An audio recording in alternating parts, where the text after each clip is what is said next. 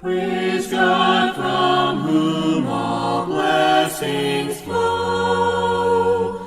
Praise Him, all creatures here below.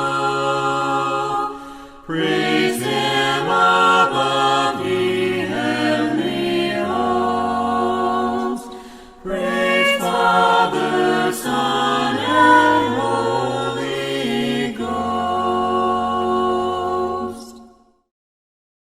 Good afternoon. My name is Mitch Davis, and on behalf of the Franklin Church of Christ, we would love to welcome you to our Sunday afternoon worship service.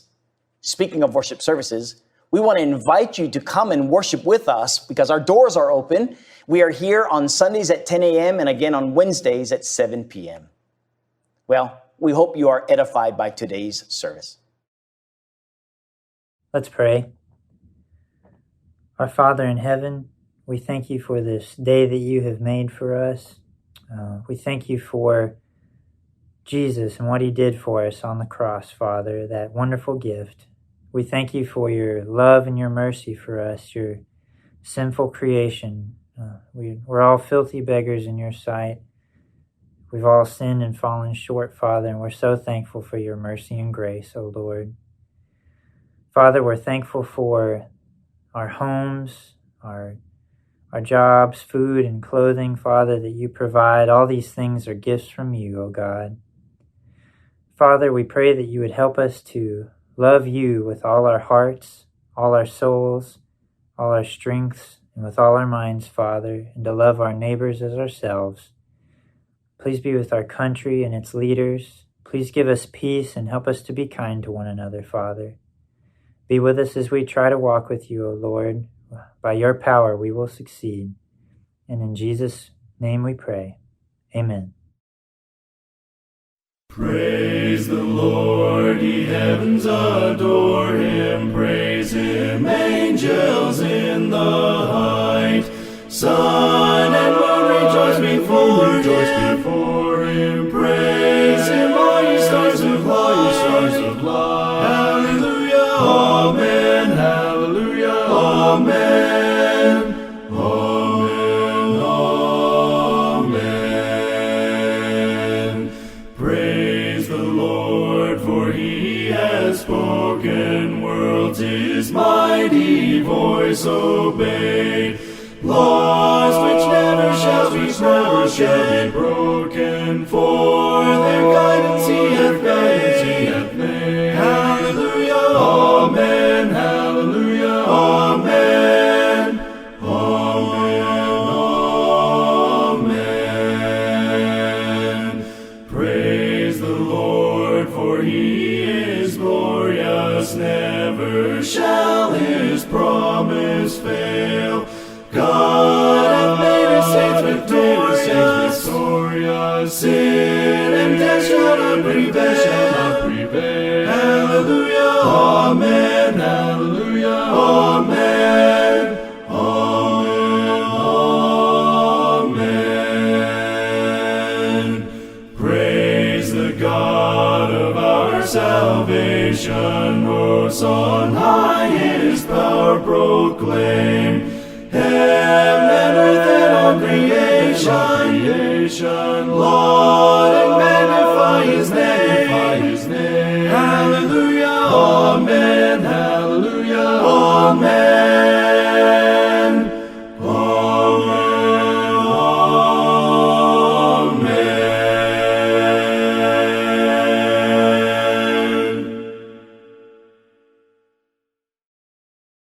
We are gathered here this afternoon as the family of God, brothers and sisters of Jesus Christ. Jesus once said this very plainly. In the 8th chapter of the book of Luke, verses 19 through 21, we read, Jesus' mother and brothers came to him, but were unable to join him because of the crowd.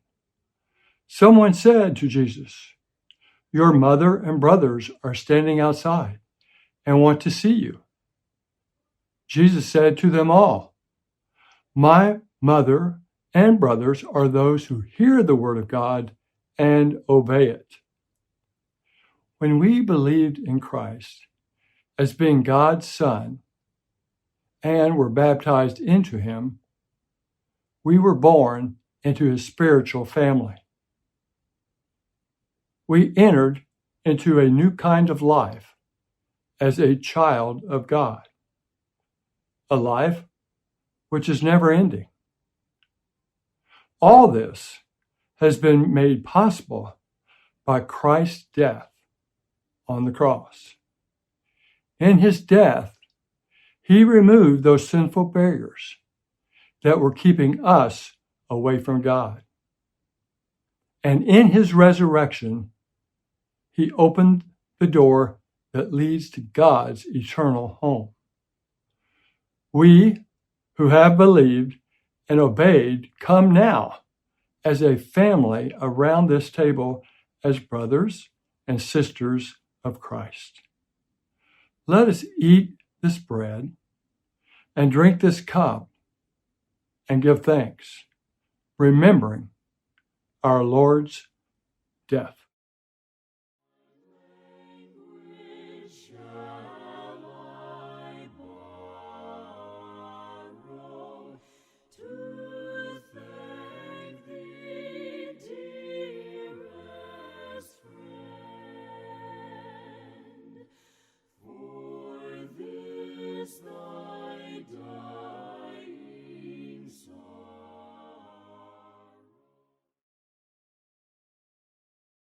Let's give thanks for the bread. Our gracious Heavenly Father, we are indeed thankful for the day and all of your many blessings. Father, we are grateful that we have this opportunity to partake this bread, which represents the body of your Son, our Lord and Savior, as he was suspended on the cross. We pray, Father, that we will partake in a manner well-pleasing. In Christ's name we pray. Amen.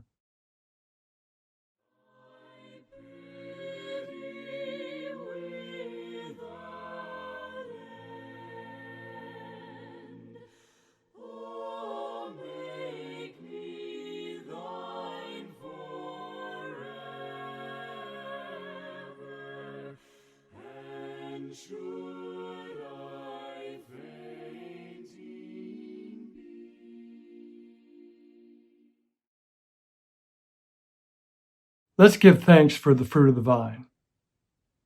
Our Heavenly Father, we continue our thanks for the fruit of the vine, which represents our Lord's shed blood as he hung on the cross of Calvary. Help us, Father, to meditate upon that scene whereby Christ died on the cross, and also to remember the glorious purpose for which he gave his life. In Christ's name, amen.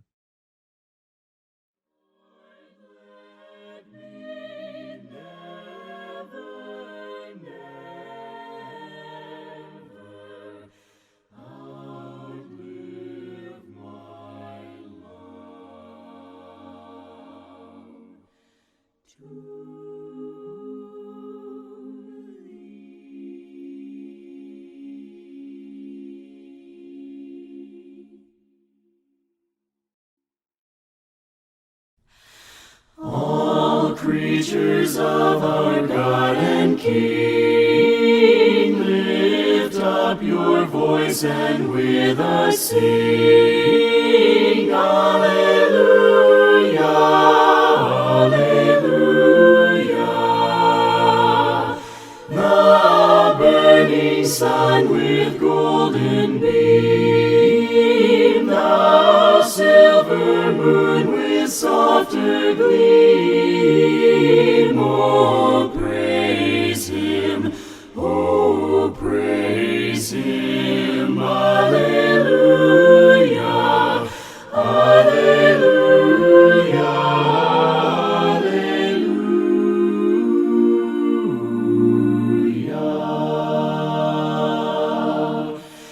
Now rushing wind that art so strong, ye clouds that sail in heaven along, alleluia.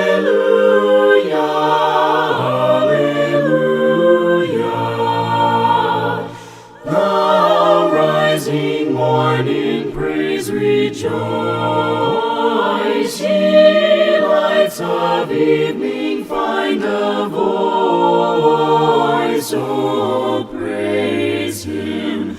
Oh, praise him. Alleluia. Alleluia.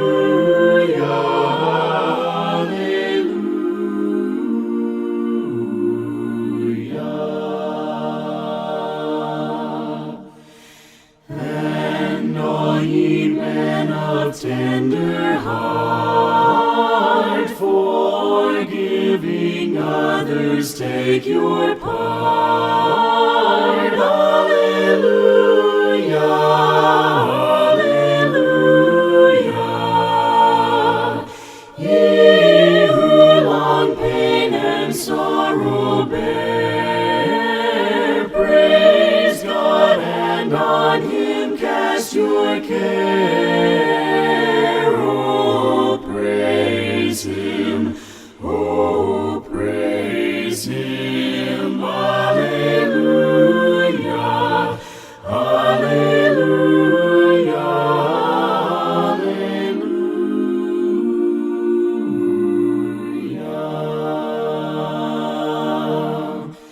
Let all things their Creator bless and worship him in humbleness. Alleluia, alleluia. Praise, praise the Father, praise the Son, and praise the Spirit, three in one. Oh, praise him. Oh, praise him. Alleluia. Alleluia. Alleluia.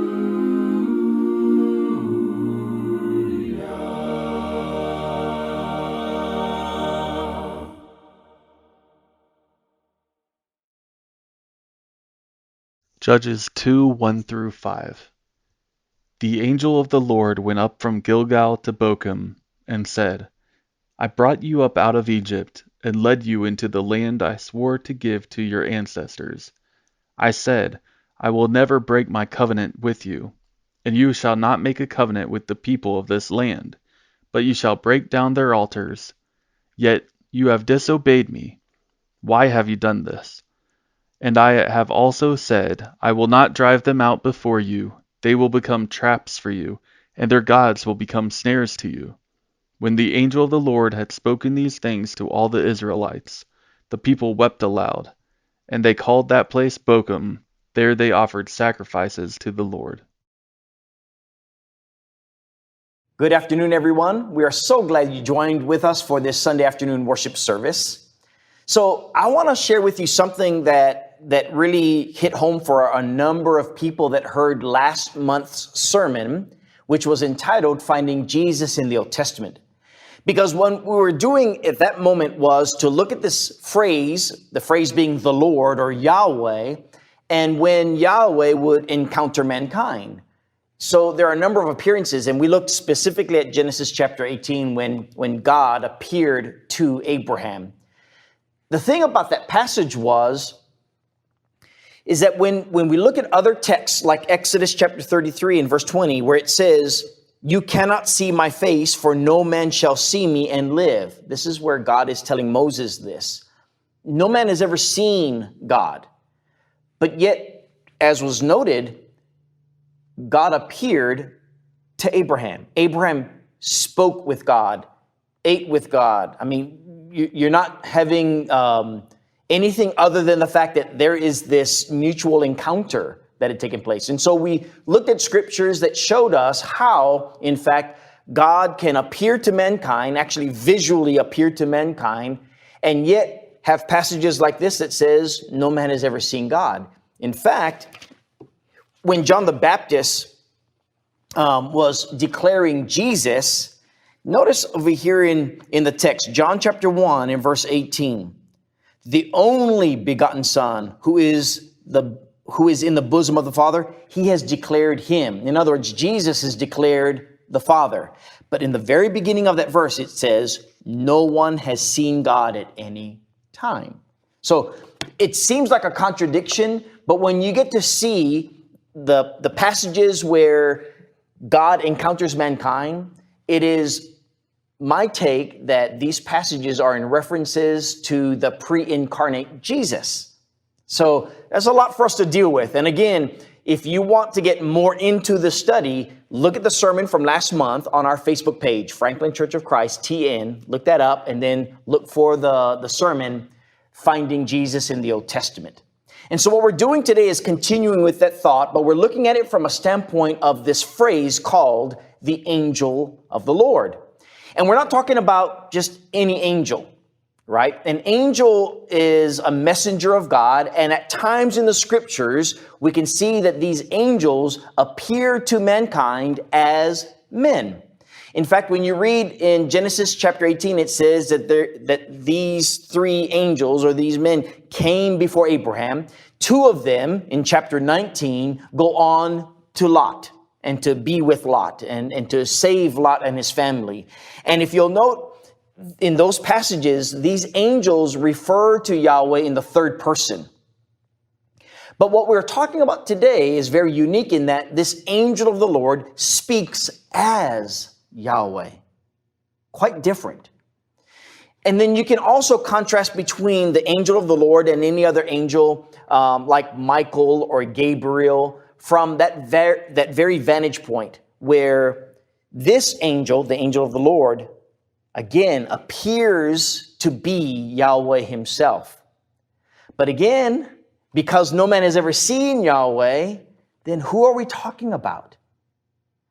And I'm proposing to you again that this phrase, the angel of the Lord, is quite probably, if not Jesus himself, right? Of course, before Jesus is born into the world and what have you. So let's look at one example, because for the sake of time, we can only look at one example. And again, I would ask you, if you're wanting to really get into this, to tune in to the sermon, The Angel of the Lord, that is on our Facebook page today. And so you should be able to find it there. All right. So in this passage that we're going to be looking at, I want you to turn to Genesis chapter 16. And I want us to note this unique circumstance of this angel of the Lord. And again, if I'd not mentioned it already, this phrase, angel of the Lord, or the angel of the Lord, is referenced over 50 times in the Bible, right? All of them, almost all of them, in the Old Testament. And so this is the very first time that this phrase, angel or the angel of the Lord, comes. And it's found here in Genesis chapter 16. And what's happening here as a backstory is you have Abraham, who's been promised by God, chapter 12 and chapter 15, that I'm going to make a great name for you, a great nation, and through you all families of the earth are going to be blessed. So we fast forward to chapter 16, and Abraham and Sarah, they've not yet had any offspring that would fulfill God's promise. So here's the thing. Sarah says to Abraham, if you will, I want you to go into my maidservant Hagar, right? She's an Egyptian maidservant of Sarah. And so Abraham does. Well, for whatever reason, she becomes pregnant and Sarah gets jealous, very upset. And so she basically kicks her out of the household, if you will. So we're going to pick up in verse 7. And I want you to see here. Now, the angel of the Lord found Hagar by a spring of water in the wilderness, by the spring on the way to Shur. And he said, Hagar, Sarai's maid, where have you come from and where are you going? And she said, I am fleeing from the presence of my mistress Sarai. The angel of the Lord said to her, return to your mistress and submit yourself under her hand. And then the angel of the Lord said to her, I will multiply your descendants exceedingly so that they shall not be counted for multitude. And the angel of the Lord said to her, Behold, you are with child, and you shall bear a son. You shall call his name Ishmael, because the Lord has heard your affliction. He shall be a wild man. His hand shall be against you, or against every man, and every man's hand against him. And he shall dwell in the presence of all his brethren. If you'll notice very clearly in this text, this angel of the Lord is speaking as if he is Yahweh. In fact, in chapter 17, it says that God has appeared to him. In fact, the Lord appeared to Abram, chapter 17, verse 1, and says, I am the Almighty God, walk before me, and I'll make you exceedingly great.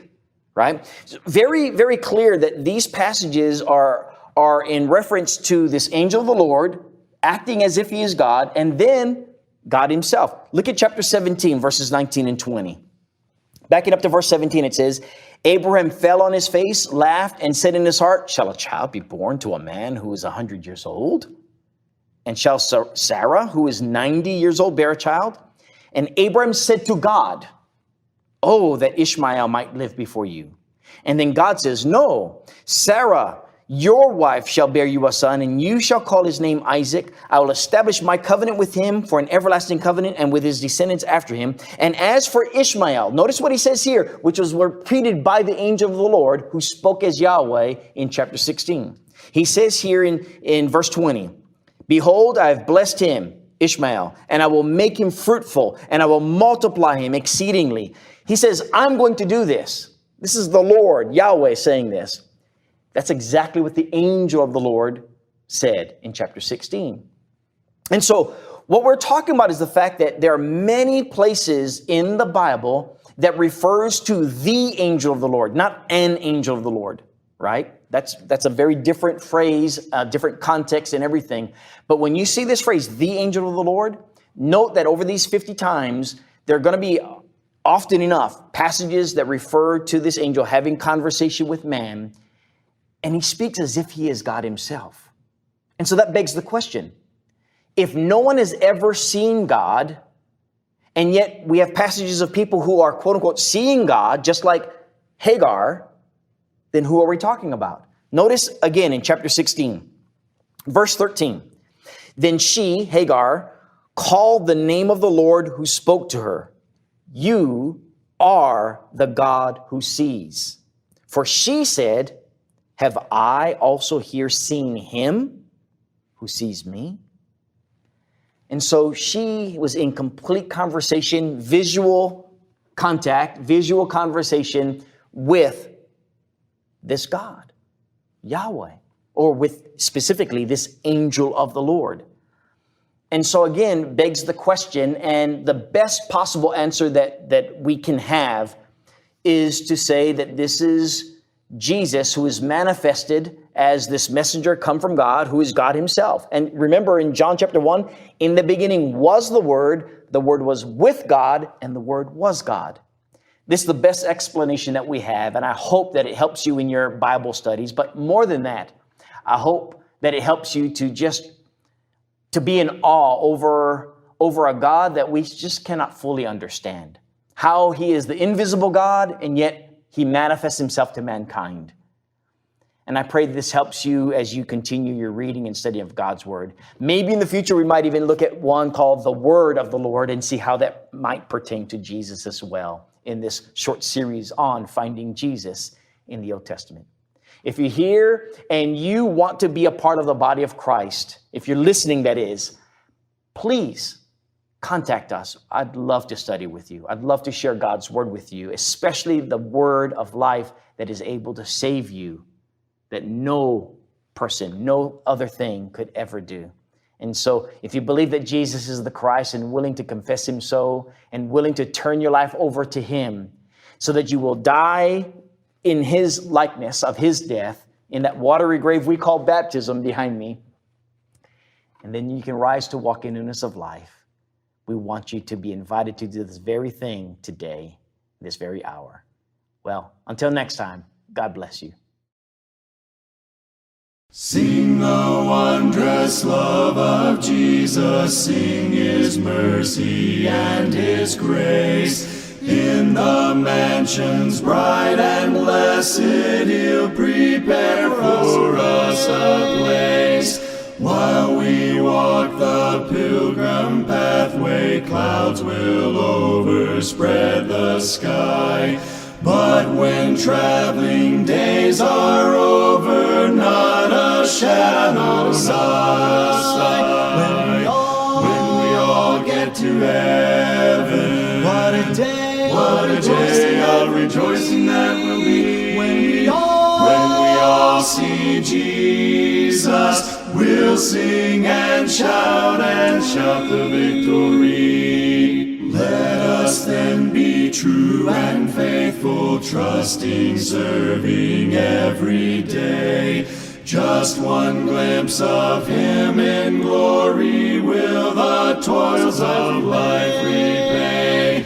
Onward to the prize before us, soon His beauty we'll behold. Soon the pearly gates will open, we shall tread the streets of gold. When we all get to heaven, what a day of rejoicing that will be. When we all see Jesus, we'll sing and shout the victory.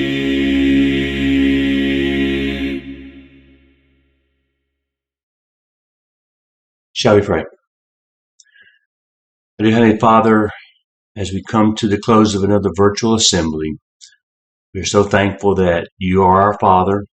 We are so thankful that you gave your Son to die for our sins.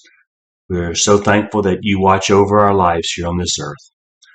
Father, we pray that as we go into this week, that we will continue to remember you, to remember your Son, to remember the sacrifice that He made, to remember all the things that you do for us in this world. Father, we are so thankful for the opportunity that we have to share with your spiritual family. We're so thankful for the time that we have, the opportunities that we have to study your word. We're so thankful for the opportunities that we have to think about you and the life around us. Father, as we go into this week, guide, guard, and direct us. Keep us in your service. In Thy Son's name we pray. Amen. Well, we want to thank you again for joining us in today's worship service. If you would like to have more information about our sermons or Bible studies and want to contact us, you can reach me at mitch@franklinchurchofchrist.com or go to our website or Facebook. We're at www.franklinchurchofchrist.com or facebook.com/Franklin Church of Christ.